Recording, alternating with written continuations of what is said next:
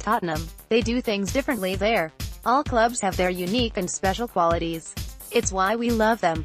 But Tottenham, seriously, what a club. Nobody manages to fail even when succeeding quite like Spurs.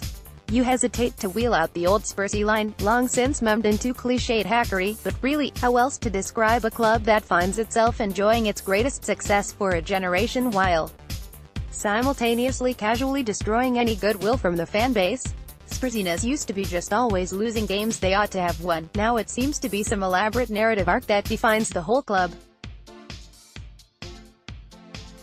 Spurs have progressed from fun but predictable knockabout sitcom working title, Lads, It's Tottenham, to must-watch Netflix series. A summary of Spurs' summer runs thus. The excellent manager announces the need to be brave and take risks before signing a new contract. Fans are told that season tickets at their new stadium will be up to 40% more than at White Hart Lane because it's a different, new and better experience, and also Spurs need that money to compete with the bigger, richer rivals in the rarefied air they now breathe. The risk-taking bravery turns out to be the historic act of not signing any players. The new stadium turns out to not be ready. In the midst of all this, Spurs can boast the World Cup winning captain, who made a blooper reel error in the final, and the World Cup Golden Boot winner, who didn't actually play that well. They had 9 players in the World Cup semi-finals, but 8 of them lost, while their reserves then went and won the very prestigious and definitely very real International Champions Cup. Because of course they did. Classic Spurs. Classic banter. This is a weird club in a weird position. Partly because they are victims of their own success. Although one of the old Big Five in the 80s and a key architect of the Premier League breakaway, Spurs initially missed the boat in the new league and have been playing catch-up ever since against not just their old rivals, but the new money at Chelsea and Manchester City. Remarkably, Tottenham have somehow managed to pull it off. Despite having a fraction of the global clout and therefore cash of the other members of the new Big Six, Spurs are there with them. Spurs with their Spursiness and their net spends and their never winning any proper trophies under any circumstances are right there. So close they can almost touch it. There is a feeling of a tipping point approaching. Sometime very, very soon Spurs are either going to properly for reals establish themselves among the game's absolute elite, or it's all going to come crashing down around them and they can go back to being Everton or Newcastle or Aston Villa, albeit Everton or Newcastle or Aston Villa in a swanky stadium. Go back a decade and there is no inherent reason why Spurs should now be so much better than those grand old institutions. This could all go very wrong, very fast. It was a bad time to have a terrible summer.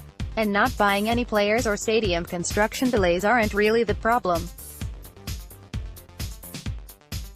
It's how these setbacks have been handled. Clearly, it would have been better to have signed some players. Our fears of Moussa Sissoko and Eric Dyer as a central midfield duo became reality in the very first minute of the season. Not ideal. Clearly, it would have been better if the stadium had finished on time and on budget.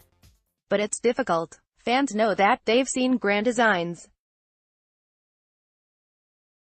This is the bit just before the final ad break where Kevin McLeod makes worried faces at the camera and Daniel Levy announces that he's decided to manage the rest of the build himself and blows the last of the cash on a £15,000 bathtub from Latvia while his wife, who is obviously pregnant at this point, smiles tersely and tries to look like she doesn't want to murder him where he stands.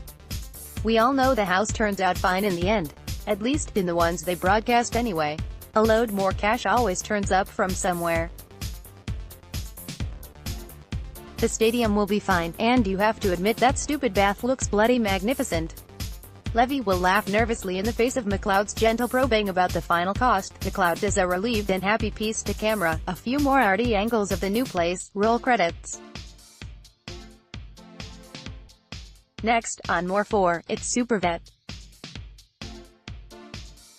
Feel like pure shit, just want her back. xpic.twitter.com/kinchkopger, Alex at Livin Lamelicoco, August 14, 2018. The point is, people can understand that building an £800 million stadium is a tricky business, especially the specific nature of a two-stage build with strict deadlines, built first around and then in place of the old ground. Just as they can understand that signing players in real life isn't as easy as championship manager. And Spurs fans are even blessed with just about enough self-awareness to know that they can expect little sympathy from anyone else when their gripes are about a stunning new stadium and the struggle to improve a squad that has finished in the top 3 for each of the last 3 seasons. They can understand all that, but don't piss on their backs and tell them it's raining. Throughout this summer, the club has treated the fans like an afterthought. They can't be surprised when the fans start to feel like one. The lack of signings would have been easier to swallow had the club not allowed the idea of risk-taking bravery to take hold. The new stadium delay would not have caused this rumpus had the club met supporters even close to halfway and been clearer in their public statements. Even the timing of the latest announcement, so late in the day and after the season has begun, has been unhelpful. These things may have been out of the club's hands, but there is little appetite for giving them the benefit of the doubt just now. It's just so avoidable. Giving season ticket holders free entry to one of the 2 extra games now moved to Wembley would have been an acknowledgement that, for the fans, this is not ideal. It would be a gesture of goodwill that the club can afford financially, and would represent a relatively small yet meaningful statement: you matter, and we are sorry about this. Instead, they couldn't even properly apologize for the fans' inconvenience in a statement that did manage to find space for a heartfelt mea culpa in the direction of the NFL. Having sold the fans the premium price new experience of the new stadium, the club is pretending Wembley amounts to basically the same thing anyway. Know your place, match-going supporters. It's easy to paint this as a sense of entitlement from a fan base occasionally prone to exactly that. Easy, but unfair. There are serious questions to answer about Spurs' handling of this summer, even if the roadblocks they have encountered are understandable or not even particularly their fault. They've failed to grasp the feelings of the fans and have inadvertently, you assume, shown those supporters just where they stand in the club's priorities right now. Spurs fans should be buzzing. They still have a great squad. They still have a great manager. They will soon have a great stadium. But the summer has been bungled, a once-in-a-lifetime opportunity has been missed and goodwill is gone. Tottenham may feel they can dismiss the concerns of long-standing fans. There will be more to take their place. There's the waiting list. There's the day trippers. Their money is as good as anyone else's. But Levy would do well to consider where they will be if things take a turn for the worse on the field. Spurs' current success remains precarious rather than epical. The loss of Mauricio Pochettino, or just 2 key players, could change everything. This particular team may well be nearer the end of its journey than the start. It might even be in its final season.